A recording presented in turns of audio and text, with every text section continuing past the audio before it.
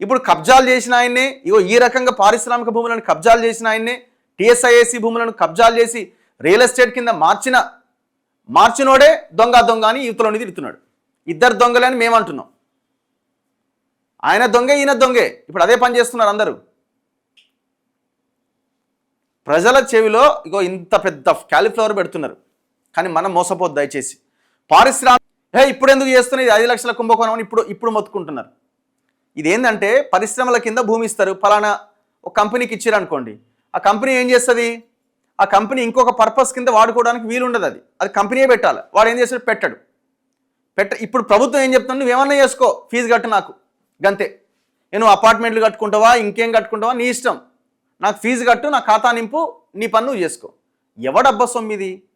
రైతులు భవిష్యత్ అవసరాల కోసము, తెలంగాణ బిడ్డల భవిష్యత్తు కోసము, ఉద్యోగాల కోసము వాళ్ళ భూములు వదులుకొని, నచ్చకపోయినా ఇష్టం లేకపోయినా ఎంతో కొంత పరిహారం తీసుకొని ఆ భూములు ప్రభుత్వానికి కట్టబెట్టారు. ఇవాళ మీరు కంపెనీ నువ్వేమన్నా చేసుకుని నాకు ఫీజు కట్టా అని అంటే ఏ ఉద్దేశంతో కంపెనీలు తీసుకొచ్చినట్టు? మీరు ఏదైనా ఒక పారిశ్రామిక వాడ పేరుతో, సెజ్ పేరుతో కంపెనీకి ఇస్తే, ఆ కంపెనీ కనుక తీసుకోకపోతే ఇమీడియట్గా ఆ భూమి వెనక్కి తీసుకోవాలి.